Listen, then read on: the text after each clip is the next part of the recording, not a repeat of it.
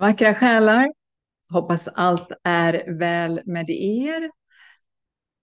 Nu var det ett tag sedan så jag tänkte att vi ska prata lite om, vi ska prata om vad händer på jorden? Vad händer på jorden? Är det så att det är en slöja som har tagits bort ännu mer så att vi ser igenom ännu tydligare? Det verkar så. Jag ska inte bara prata om det, jag ska också prata om jordens karantän och Schumann-resonansen som har varit galen den sista veckan. Jag vet inte om ni har känt av det, men jag har sovit. Alltså det går inte att hålla ögonen öppna. Man sitter och sover i princip. Det har varit helt galet. Men jag ska dela med mig om någonting som träffade mig väldigt rakt in i hjärtat. Och det är inte skrivet av mig utan det är skrivet av Zachary Fisher. Och när jag läste det tänkte jag bara, ja, men det är klart att det är så. Det känns i hela kroppen som en påminnelse om varför vi är här.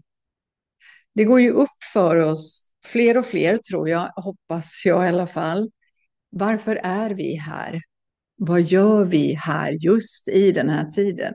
Det finns ju inga tillfälligheter. Vi är ju här av en anledning. Och vi har jobbat för att vara här i många tusentals liv innan dess. För att äntligen vara på plats. Så det känns i kroppen och det blir en påminnelse om varför vi är här. Och jag vill också väva in det här just om Schumann-resonansen som jag skrev om för flera år sedan. Ni kanske kommer ihåg den. Jag vet att väldigt många gillade den texten just om hur den här resonansen har ändrats efter ett tag. Jag kommer inte riktigt ihåg om det var ungefär 10 år sedan den ändrades och höjdes. Den är ju 7,83 i vanliga fall, men sen höjdes den helt plötsligt oförklarligt. Någon gång efter 2012 där. Jag tror det var 2014 någonting. För de hänger ihop de här. Så det här handlar om jorden, om oss, om varför allt förändras just nu.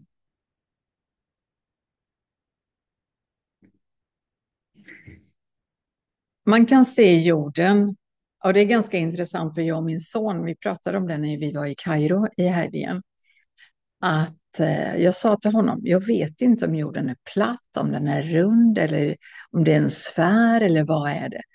Och då sa han bara, jag tror att den har en helt annan form. Okej, tänkte jag, kanske är så. Men det är ju också så här att jorden är som ett levande bibliotek. Och jorden var aldrig menad att vara ett fängelse, fast det är ett fängelse där vi är slavarna inom det här fängelset. Utan jorden skapades som ett levande bibliotek, ett galaktiskt arkiv av liv. Och här sammanvävs DNA från otaliga nationer. Lyra, Sirius, Andromeda, Plejaderna, Arcturus. Detta var en plan där själar kom för att lära, skapa och dela visdom. Och tänk på vad det betyder. Varje träd, varje hav, varje varelse bär koder från hela kosmos. Och vi är förvaltare av denna skatt. Det är ju fantastiskt. Jag tänker på det när vi kanske går ut och promenerar och går på Moder Jord, att vi verkligen känner den här, wow, hon lever. Hon gör ju det, inte bara som ett levande bibliotek, men hon lever. Men vad hände med den här karantänen då och glömskans slöja som blir tunnare och tunnare och tunnare för varje dag som går? Och när vi har de här stora eventen som solförmörkelser, sommarsolstånd, vintersolstånd, lejonportaler, då blir den tunnare och tunnare. Så den här glömskans slöja. Jag har ju nämnt det tidigare om att när vi kommer ner till jorden, där uppe så skriver vi våran jätteplan. Kommer ner till jorden, glömmer av allting. Och då tycker vi så här, men hur kunde vi skriva den här planen? Ja, för att där uppe är det en annan frekvens. Där uppe känner vi att nej, men det där klarar jag av tills vi kommer ner. Så omkring 13 000 år sedan förändrades allt. Krafter från Orion, Draco och syntetiska kollektiva medvetanden såg potentialen och ville ta kontroll. De manipulerade DNA, skrev om koder och spred rädsla, krig, hierarki. Ungefär som nu, eller hur? Så när Atlantis föll sprack det här kristallnäten som höll planetens energi i balans. Och då kom beslutet. Jorden sattes i en karantän. Och vad innebär det? Ja, att vi glömde vilka vi var, bland annat. Att stjärnportar stängdes. Att ett konstgjort frekvensnät lades över planeten. Och det är den som också faller bort nu. När jorden stiger i frekvens så har den liksom, jag har ju sett det i så många meditationer, bojorna bara, det här nätet bara går i 1000 bitar för jorden liksom föds, och jag ryser nu. Jorden föds ur det här nätet. 5D jorden. Vi är inte, för fängelset blir verkligen den här 3D jorden och det nya blir 5D jorden som vi går in i. Och, eller som vi nästan går ut ur det här nätverket. Och det var ju ingen bestraffning egentligen, det var för att skydda resten av galaxen. Men det gjorde ju livet här väldigt, väldigt tungt. Ni har ju känt av det. Många av er har ju gått igenom de här nätterna av Dark Nights of the Soul. Det här året, jag brukar alltid säga att det här året har varit det värsta, och det har det varit, för det är ett avslutande år. Allting tar slut som inte är i synk med dig själv. Är det en relation som inte är i synk eller samma frekvens som du, kommer den att avslutas. Det blir skilsmässor och det blir separationer och det blir hus som får lämnas, säljas. Jag säger inte att alla ska göra det nu, men när det inte är i frekvens, vi kommer inte kunna vara kvar i det då. För att det är då så mycket strular i våra liv. När vi blir sjuka och sak efter sak händer, saker går sönder, ekonomin trasslar, mycket, mycket saker som... Och jag ska faktiskt berätta om hur det är att vara i en relation och hur det är att ta sig ur en relation som inte hållit samma frekvens. Vad händer i skiftet då? Ja, vad händer i mellanrummet och vad händer i skiftet? Det kommer en annan video om det. Så det gjorde ju livet väldigt tungt här. Och det har vi ju känt av, många av oss. Och den här Schumanns-frekvensen som jag sa innan. Ursäkta. I tusentals år har jordens hjärta pulserat på 7,83. En konstant rytm. Men något hände. Sedan 2014, jag tänkte väl att det var där någonstans, ser vi plötsligt de här topparna. 16 hertz, ibland över 30. Och vi känner det i kroppen. Kronchakrat öppnar sig, öronen ringer, tröttheten slår till. Tiden känns som den går fortare. Det är som om jorden själv höjer sin röst. Som om hon säger, jag är redo att vakna, är ni? Så den här resonansen följer vårt kollektiva medvetande. Och vi följer hennes. Vi påverkar varandra, vi är i symbios. Så när vi höjer vår frekvens, höjer vi hennes frekvens. Och de här sprickorna i sigillet, nu, precis i nu, för egentligen är allting är nu. Allting sker nu. Oavsett vad vi tror, det är bara här där vi har någon tid. Men egentligen är ju tiden en illusion. Idag spricker sigillen.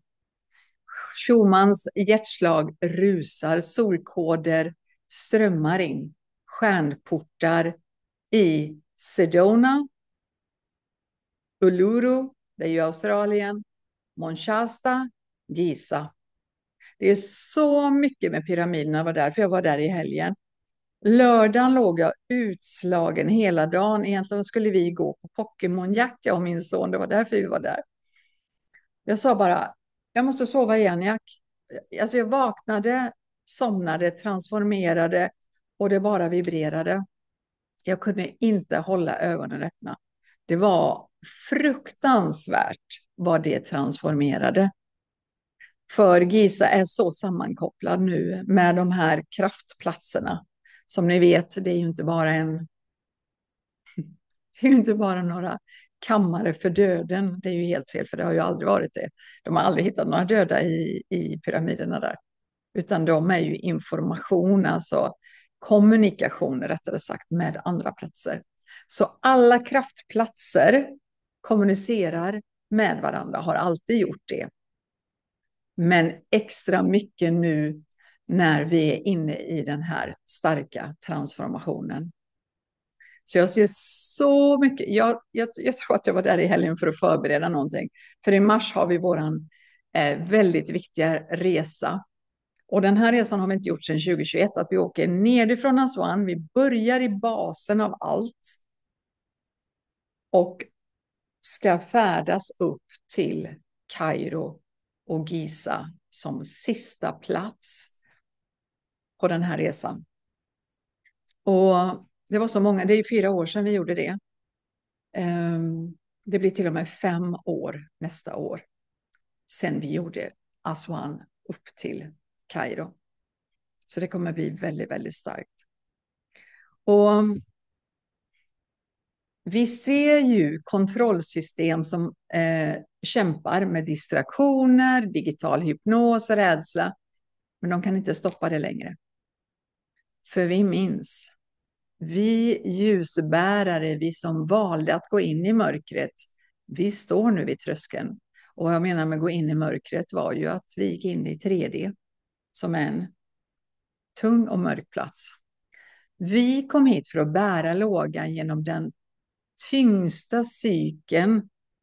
Och nu är det dags att återknyta jorden till kosmos. Karantänen var aldrig menad att bryta oss. Den var menad att bevisa för oss. Och nu tar det slut. Biblioteket öppnas igen. Ni vet att jag gjorde en video kring vad som fanns under den stora pyramiden. Där finns ju The Hall of Records, alltså Akasha-biblioteket, eteriskt, även där under. Och under Sphinxen, där får man ju aldrig ens gå in. Hur mycket du än betalar får du inte gå in där, för där finns det hemliga dokument från Maria Magdalena-tiden. Vad jag ryser nu. väldigt många sådana viktiga dokument som inte bara fanns i Vatikanstaten. För när biblioteket i Alexandria brann säger de ju, så flyttades en massa dokument, väldigt många dokument, inte bara till valvet under Vatikanstaten utan även under Sfinxen. Det är därför det är så hemligt. Men de är levande där under. Det här levande biblioteket connectar med både Sfinxen och med pyramiderna som Moder Jord är. Så biblioteket öppnas igen, frekvenserna stiger och hela galaxen tittar på. De är väldigt nyfikna hur vi har brytit oss loss. Hur har vi gjort? För vi skriver facit nu som inte ens fanns innan. Det är vi som skriver historia nu. Vi kommer stå i historieböckerna som andra kan läsa om sedan. Kan du känna detta? Att vi lever i en tid som förändrar allt. Lägg väldigt gärna en kommentar. Jag vill veta hur det känns och vad du upplever just nu. Kan du känna igen det där att du liksom, det var ett fängelse men nu har vi öppnat upp och är på väg ut totalt. Så låt mig jättegärna veta. Dela väldigt gärna videon till någon annan som du känner behöver lyssna kring det här, för det här är goda nyheter. Och ja, vi syns, vi hörs och vi känns såklart. Satnam.